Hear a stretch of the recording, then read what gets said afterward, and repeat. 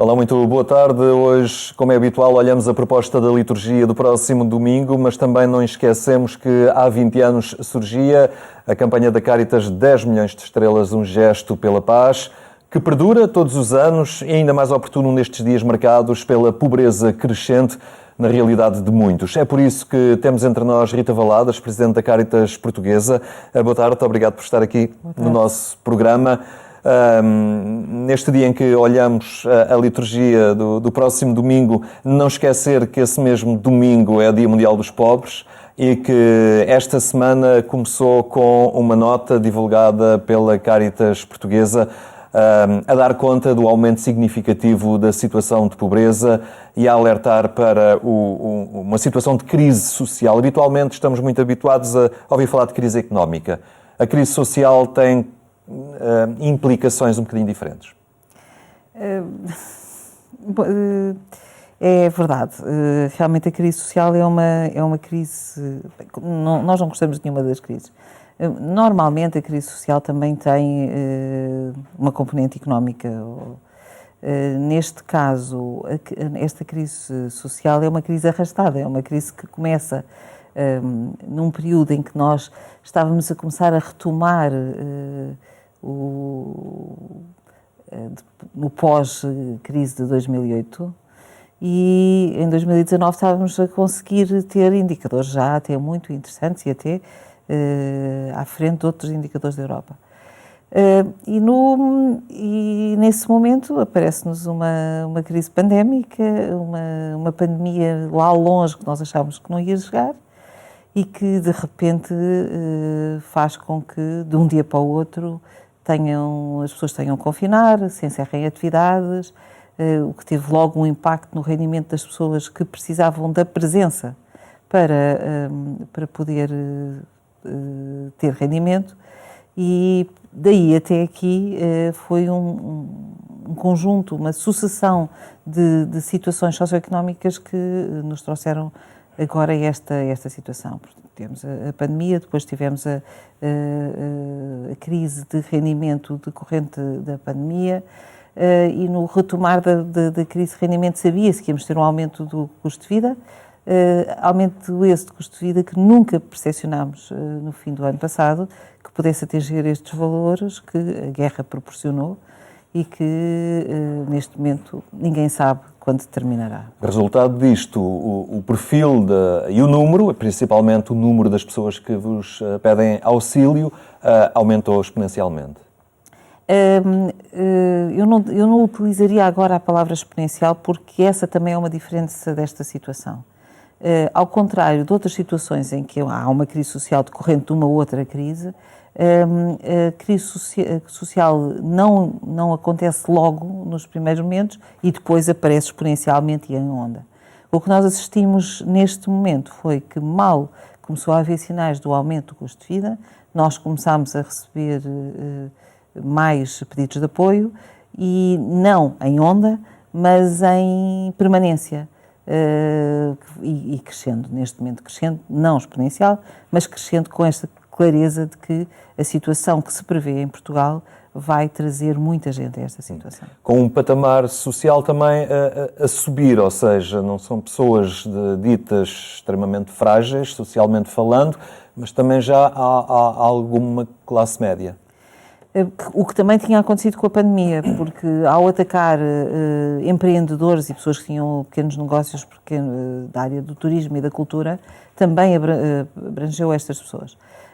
Esta situação tem a ver, sim, as pessoas que nos chegam são pessoas não daquelas que nós já acompanhamos, ainda que a situação dessas pessoas tenha um grau de severidade bastante maior do que no momento em que elas começaram a estar com o nosso apoio, mas são estas famílias da classe média, média baixa, média, que estão na linha de risco e que, não tendo aumento de rendimento, tendo aumento de custo, naturalmente ficam numa situação de grande vulnerabilidade. A única solução seria intervir a nível do aumento dos rendimentos das pessoas. Claro, nós sabemos que sem haver uma alteração ao nível dos rendimentos, dificilmente teremos uma alteração ao nível da pobreza, seja a pobreza resistente, sejam estas situações que nós esperamos sempre que não fiquem nesta situação e consigam ter ferramentas suficientes para a ultrapassar. Mas, claro que sem aumento de rendimento, todas as medidas que possamos tomar são paliativas, são por emergência e não são por inserção ou para resolver o problema de forma definitiva. Aliás, Portugal continua a ostentar um número algo preocupante de pessoas com pleno emprego, mas que vivem em condição de pobreza, não é? Sabe que eu não gosto muito. A questão da situação do emprego foi um murro no estômago muito claro. Eu acredito que a maioria das pessoas que nos está a ver certamente entendeu sempre como o emprego como uma proteção de seguir em situação de pobreza. E os estudos e os dados que nós vamos tendo identificam claramente o emprego não é o garante de nada em relação à situação de vulnerabilidade que leva as pessoas a uma situação de pobreza. É um número assustador, o que mais uma vez tem a ver com o rendimento. O rendimento baixo leva as pessoas a uma situação de risco ou de presença abaixo do limiar da pobreza, porque o seu rendimento não lhes permite fazer face ao custo dos básicos de vida. E isso, pensar uma pessoa faz tudo para encontrar um emprego, depois tem um emprego e não consegue sustentar a família. E depois todas as outras vulnerabilidades acrescidas, que vão desde o número de pessoas da família, situações de saúde, etc., tudo isso coloca estas pessoas num risco ainda maior. A Cáritas vai fazendo face a esta vaga de pobreza, de fragilidade social, com meios também escassos e muito limitados. Como é que as pessoas podem ajudar a Cáritas? Essa também, eu agradeço essa pergunta porque esta situação de crise ataca toda a gente. E naturalmente, mesmo pessoas que colaboravam muito connosco, se veem com mais dificuldade para o fazer.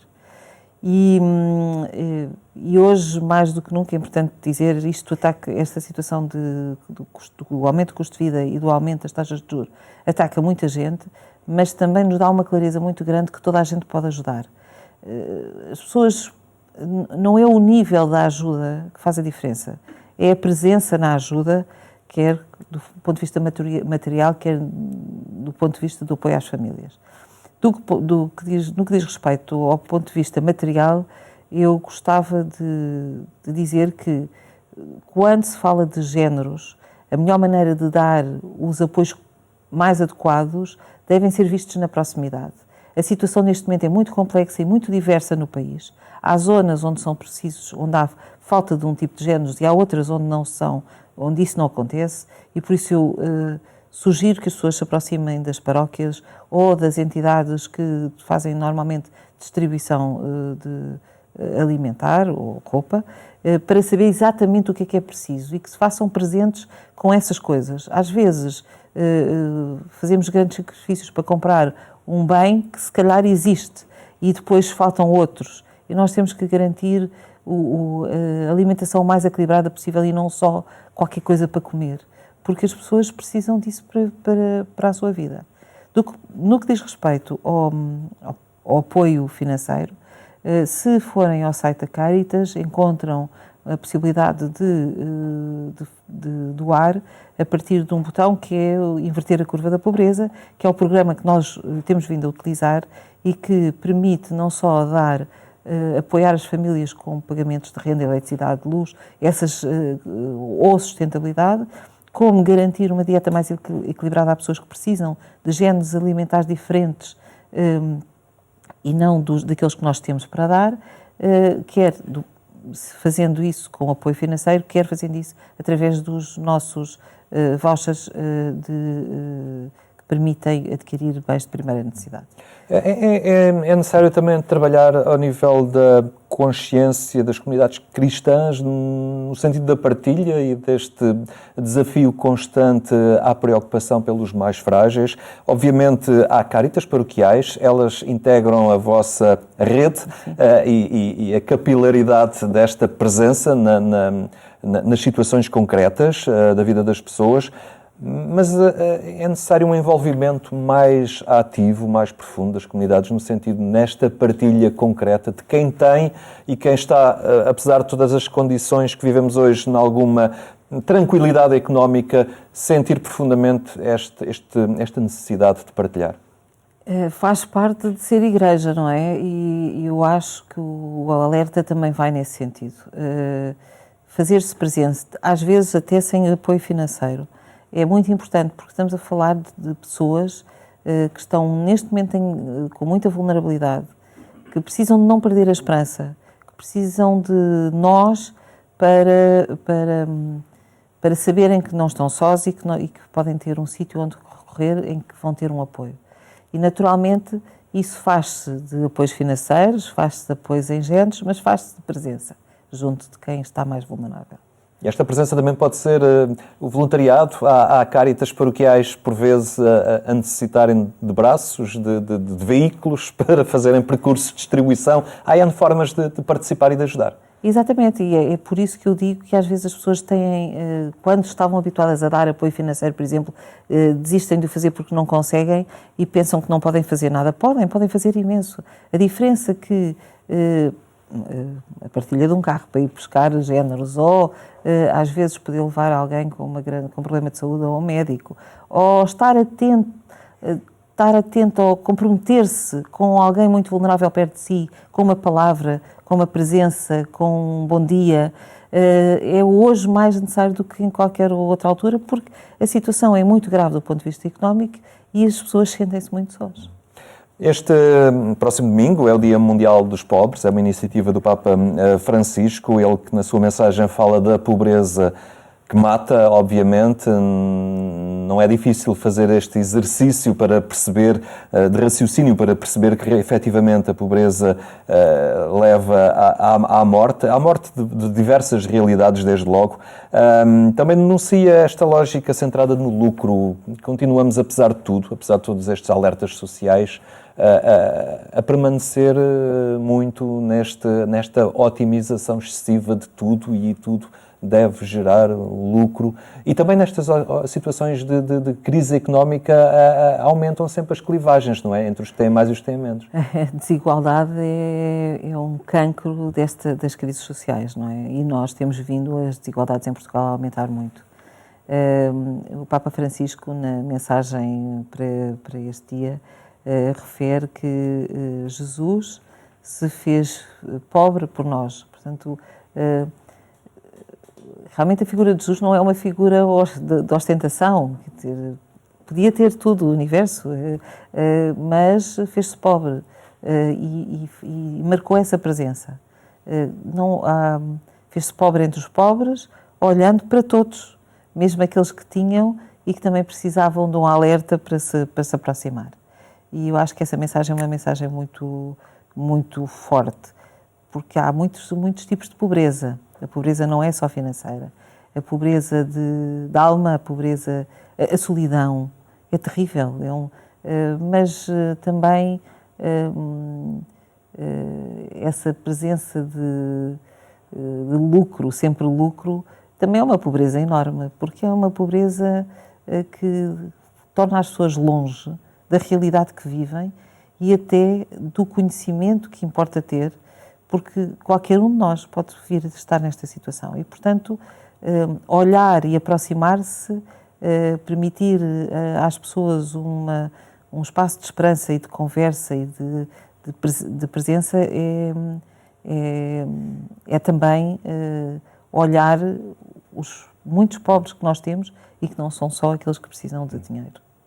A esperança é também tantas vezes simbolizada por essa chama acesa, não é? E que no caso da Cáritas ela já arde há 20 anos, muito concretamente naquela pequena vela da campanha 10 milhões de estrelas.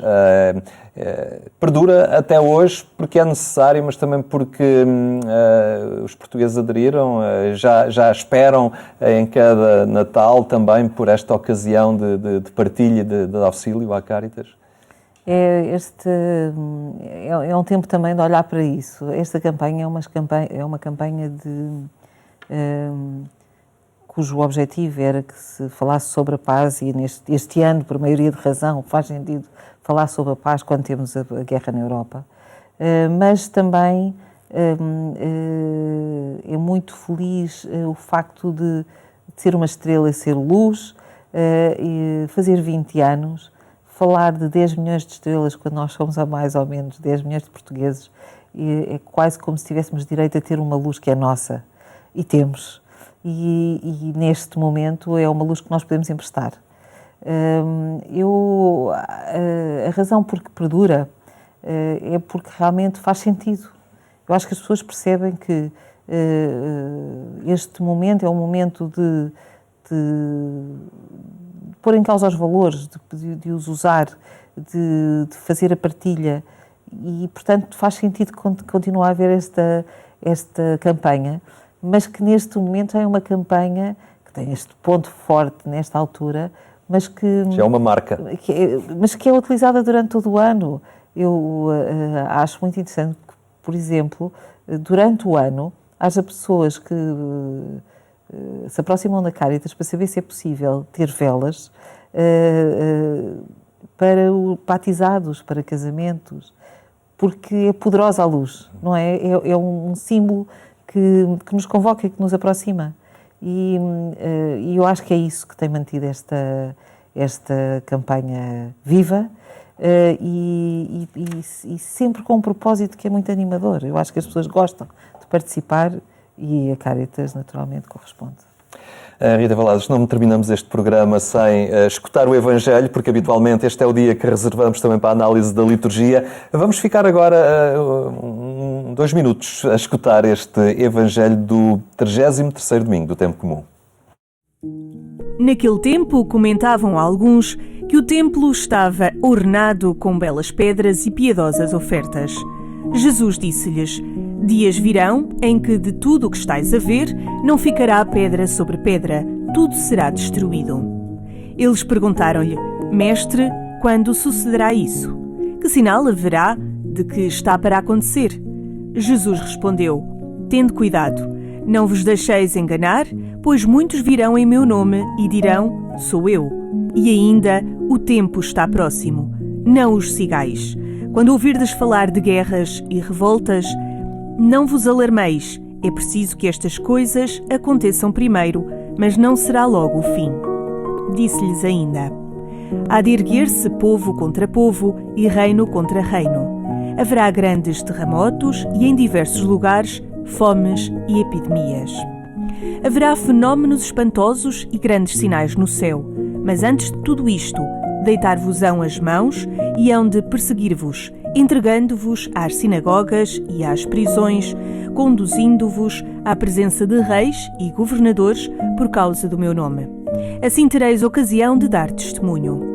Tende presente em vossos corações que não deveis preparar a vossa defesa. Eu vos darei língua e sabedoria a que nenhum dos vossos adversários poderá resistir ou contradizer. Sereis entregues até pelos vossos pais, irmãos, parentes e amigos. Causarão a morte a alguns de vós e todos vos odiarão por causa do meu nome, mas nenhum cabelo da vossa cabeça se perderá. Pela vossa perseverança salvareis as vossas almas. O Evangelho de Lucas, proposto para este 33º domingo do Tempo Comum, o Dia Mundial dos Pobres. Não nos faltam, na nossa realidade atual, muitos dos sinais aqui evocados neste excerto do Evangelho. Agora, aos cristãos, há esse desafio de se comprometerem ativamente na transformação deste mundo. É muito curioso, porque quase parece que ouvimos o Evangelho antes de começar a conversar. E com toda a humildade, porque eu não sou certamente a pessoa certa para falar sobre o Evangelho enfim, não me sinto quase digna disto, mas não resisto a dizer algumas coisas que eu acho que são muito importantes. Parece um evangelho destrutivo, não é? Começa por dizer, não ficará pedra sobre pedra, mas depois termina dizendo que eu vos darei língua e sabedoria, e que pela perseverança salvareis a vossa alma. E eu acho que, começando com o tal sinal de que podia ser luxuoso, mas não era, e que que se viverão tempos difíceis de guerras, revoltas, em que aparecerão pessoas a dizer que o tempo está próximo, que o mundo vai acabar, e a chamar a atenção para as pessoas não fazerem disso, não acreditarem nisso e não deixarem de perseverar.